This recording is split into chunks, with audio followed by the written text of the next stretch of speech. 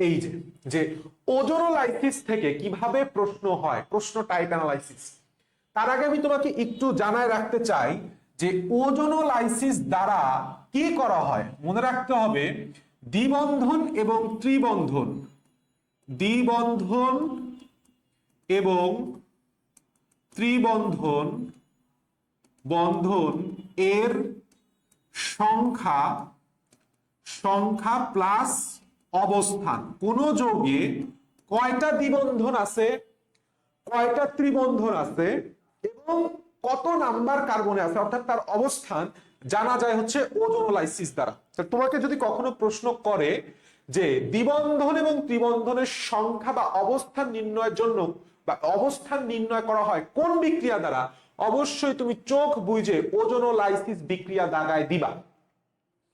এখন কাহিনীটা হইতেছে আমরা একটু বেসিক একটা নলেজে চাই। এই কোশ্চেনটা ঢোকার আগে আমরা আসলে একটা জিনিস বুঝে আসি যে আমাদের বেসিক কাহিনীটা কি ঘটে, বেসিক ভাবে বিক্রিয়াটা কি ঘটে।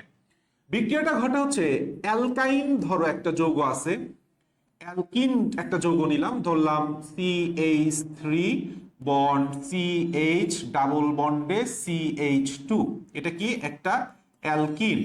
আচ্ছা, তো এখানে অ্যালকিন 1 অ্যালকিন 2 ডাজন্ট ম্যাটার। এই অ্যালকিনের সাথে আমরা ওজোন গ্যাসের বিক্রিয়া ঘটাই এবং ওজোন গ্যাসটার সাথে আমরা কার্বন টেট্রাক্লোরাইডে দ্রবীভূত করে নিই। তাহলে বিক্রিয়ায় বলা ছিল এরকম, বইয়ের ভাষায় বললে যে অ্যালকিন কার্বন টেট্রাক্লোরাইডে দ্রবীভূত ওজোন গ্যাসের সাথে বিক্রিয়া করে ওজোনাইড গঠন করে, অস্থায়ী ওজোনাইড গঠন করে। এখন অস্থায়ী যৌগটা দেখো স্ট্রাকচারটা কিরকম। আমি CH3 লিখবো, এরপরে C দিব, এরপরে H দিব। এই যে ডাবল বন্ডটা ছিল, ডাবল বন্ডটা আমি এভাবে দিলাম, আবার এই পাশে C দিলাম, H দুইটা H তো আছে, আবার তার সাথে ডাবল বন্ডটা এইভাবে দিয়ে দিলাম।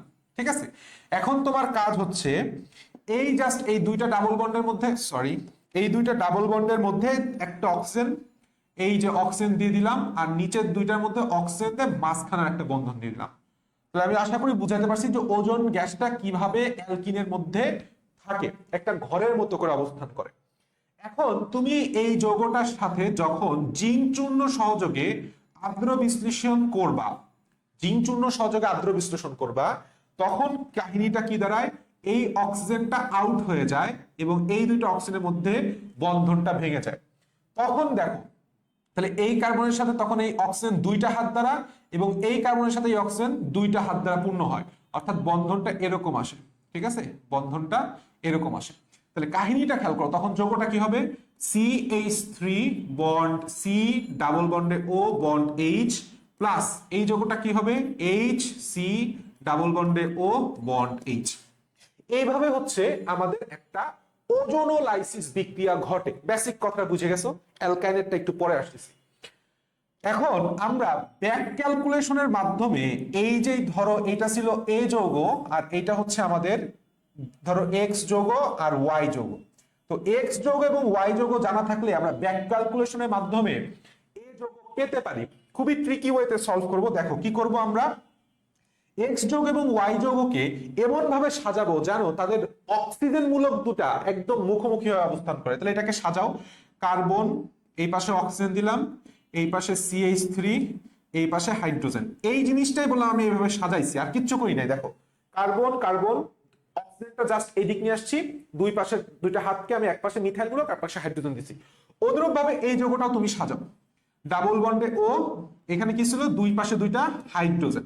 ওকে, এখন এইখান থেকে জাস্ট দুইটা অক্সিজেন সরাই দিয়ে মাঝখানে ডাবল বন্ড দিয়ে দাও। তাহলে কি হয়, C ডাবল বন্ডে C, এই পাশে হাইড্রোজেন, এই পাশে হাইড্রোজেন, এই পাশে CH3, এই পাশে H। এটাকে সংক্ষেপে সাজালে CH3 বন্ড CH ডাবল বন্ডে CH2। দেখছো প্রোপিন, প্রোপিন যৌগটার নাম কি, প্রোপিন, প্রোপিন। তাহলে তুমি দেখলেই বুঝতে পারবা। তাহলে এখন ব্যাক ক্যালকুলেশন করা শিখতে পারছি। তাহলে এটা গেল অ্যালকিনের বেলায়। এখন ভাইয়া অ্যালকাইনের বেলায় কিরকম হইতে পারে, যেরকম আমি তোমাকে একটা যৌগ ধরলাম, ধরো সে টু সে CH3 বন্ড C ট্রিপল বন্ডে CH, এটা কি একটা অ্যালকাইন, তাই না? অ্যালকাইন যেটা হচ্ছে আমরা বলতেছি প্রোপাইন। যেটাকে আমরা বলছি প্রোপাইন। তো এর সাথেও একটা কার্বন টেট্রাক্লোরাইডের দ্রবীভূত ওজোন গ্যাসের সাথে বিক্রিয়া করে সে একটা অস্থায়ী ওজোনাইড গঠন করে, কিন্তু এই ওজোনাইডের একটা স্ট্রাকচারটা কিরকম ভিন্ন। CH3 বন্ড সি, এই সি, এই বন্ড এইচ। এখানে খেয়াল করো, যেহেতু বন্ধন হচ্ছে তিনটা, যার কারণে মধ্যবর্তী একটা বন্ধন থেকে যায়, পাশের দুইটা বন্ধন সিগমা বন্ধনটা থাকে, বাকি দুইটা পাই বন্ধন ভেঙে যায়। এই দুই পাই বন্ধনের মধ্যে অক্সিজেন ঢুকে যায়, এই দুই পাই বন্ধনের মধ্যে অক্সিজেন ঢুকে যায়। এখন তুমি এই যৌগটাকে যদি জিঙ্ক চূর্ণ সহযোগে আদ্র বিশ্লেষণ করো, তখন এদের মধ্যকার বন্ধন ভেঙে যাবে আর এদের মধ্যকার বন্ধন ভেঙে যাবে। তখন যৌগটা কি তৈরি হবে? CH3 বন্ড সি ডাবল বন্ডে ও, বন্ড সি ডাবল বন্ডে ও এইচ।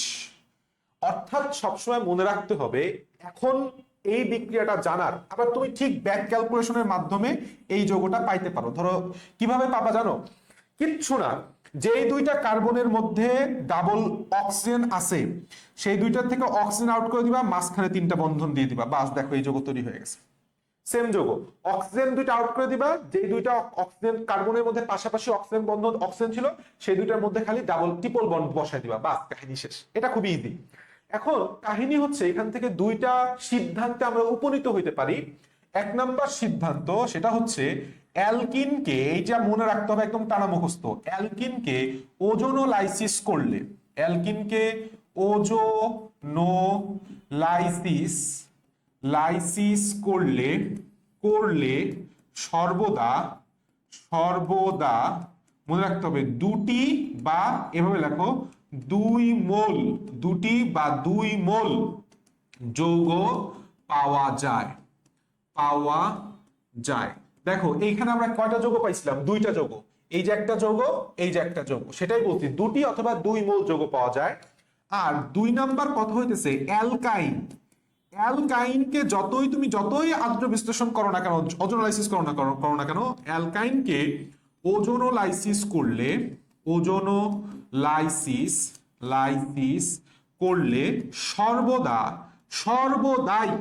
সর্বদাই কি হবে? একটি অথবা 1 মোল যৌগ পাওয়া যায়। এই জিনিসটা, এই সিদ্ধান্ত দুইটা একদম টানা মুখস্থ আমাদের রাখতে হবে। এখন আসো আমরা কোশ্চেনের মধ্যে ঢুকি। কি বলছে? এক্স একটা যৌগ, যেখানে ওজোনোলাইসিস করছে, ওজোনাইড গঠন করছে, দুইটা যৌগ পাইছে, একটা হচ্ছে মিথানল আর একটা হচ্ছে প্রোপানল। তার মানে আমি বুঝতেই পারতেছি যে এক্স যৌগ যেহেতু দুইটা পাইছি, তাহলে 100% এটা কি হবে? একটা অ্যালকিন হবে। কি হবে? অ্যালকিন হবে, এটা কোনো সন্দেহ নাই। তাহলে বিউটাইন এইটা আগেই বাদ, আইদার বিউটিন 1, বিউটিন 2 অথবা বিউটাইন 2, এইটাও আগে বাদ, কারণ এটা কি? অ্যালকাইন। এই দুইটা কি? অ্যালকাইন। দেখো অপশন বললাম আগে, তুমি দুইটা বাদ দিয়ে দিতে পারতেছো। এখন বিউটিন 1 না বিউটিন 2 কিভাবে পাওয়া? মিথানল কিভাবে লিখবো? কার্বন ডাবল বন্ডে ও, মিথানলডিহাইড, তো এই যে।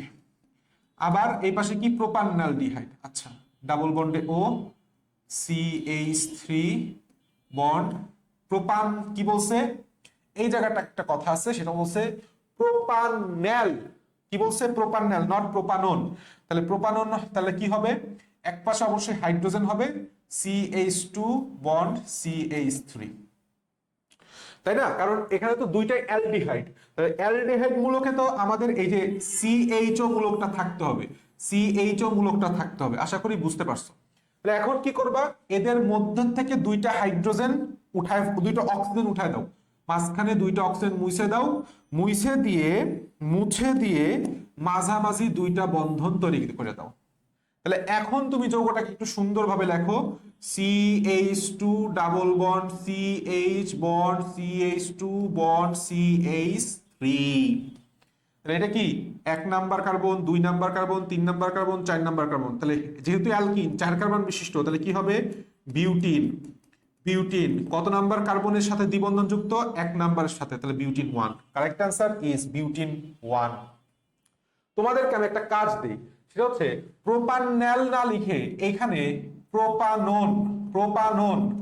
প্রোপানন দিয়ে একটু সেম বিক্রিয়াটা করে, ঠিক আছে, এই ভিডিওর চলাকালীন সময় সেম বিক্রিয়াটা করে একটু কমেন্টে লেখো তো কি যৌগ পাও। মিথানলের পরিবর্তে জাস্ট এখানে প্রোপানন, প্রোপানল ছিল, প্রোপানন বসাও, ঠিক আছে? বসায় কি যৌগ পাও সাথে সাথে একটু করে দেখাই, ঠিক আছে? দেখলেই বুঝতে পারবো। 5 সেকেন্ড সময়। 1 2 3 4 5 এনাফ। ঠিক আছে, কমেন্ট করো দেখি, কমেন্ট করো। আমি একটু পড়ানো শুরু করে দিই। আমি আরেকটা কোশ্চেন একটু যাই, আরেকটা কোশ্চেন দেখি। এ একটা যৌগ ওজন সাথে বিক্রিয়া করতে, ওজন গঠন করতে, দুইটা যৌগ পাইছি। এই যে সেই যৌগটা, একটা হচ্ছে ইথানল, এটা কি ইথানল, আর একটা হচ্ছে প্রোপানন। তাহলে যৌগটার নাম কি হবে, আমরা কিভাবে লিখবো? সি ডাবল বন্ডে ও, এক পাশে এইচ আর এক পাশে CH3, এই পাশে সি ডাবল বন্ডে ও, সি ডাবল বন্ডে ও, এক পাশে CH3 আর এক পাশে CH3।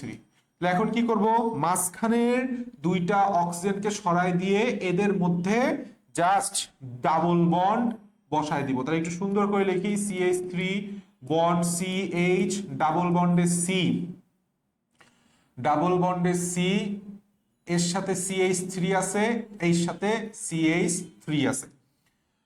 তাহলে আমার মেইন সিকলটা হইতেছে এই যে, এইটা হচ্ছে আমার মেইন সিকল। তাহলে এখন কার্বনের নাম্বারিং আসি, 1 নাম্বার, 2 নাম্বার, 3 নাম্বার, 4 নাম্বার। কারণ কি, এদিক থেকে আসলে, ডান পাশ থেকে বাম পাশের দিকে আসলে আগে মূলক এবং একই সাথে আগে ডাবল বন্ড পাই। এখানেও বললাম 1 2 পাই, এখানেও 2 নাম্বার কার্বনে, এখানেও 2 নাম্বারের কার্বনে ডাবল বন্ড পাই, কিন্তু এদিক থেকে আসলে আগে মূলক পাই, এই জন্য নামকরণটা আমার ডান থেকে আসছে। তাহলে এটার নাম কি হবে? এটার নাম হবে হচ্ছে, যেহেতু উপর একটা মিথাইল মূলক আছে, কত নাম্বার কার্বনে? 2 নাম্বার কার্বনে, তাহলে 2 মিথাইল। এত কে ফোন দেয়? আচ্ছা, 2 মিথাইল, 2 মিথাইল, 2 মিথাইল কি হবে? 1 2 3 4। তাহলে বিউটিন, বিউটিন কত নাম্বার কার্বনে দ্বিবন্ধন যুক্ত? 2 নাম্বার কার্বনে, তাহলে 2 methyl butene 2। Correct answer is B. তাহলে এইভাবে ধাপে ধাপে আমাদের এই কোশ্চেনটা করতে হবে। এই কোশ্চেনের টাইপটা সুপার ডুপার ইম্পর্টেন্ট, ঠিক আছে? আসো আমরা সামনের দিকে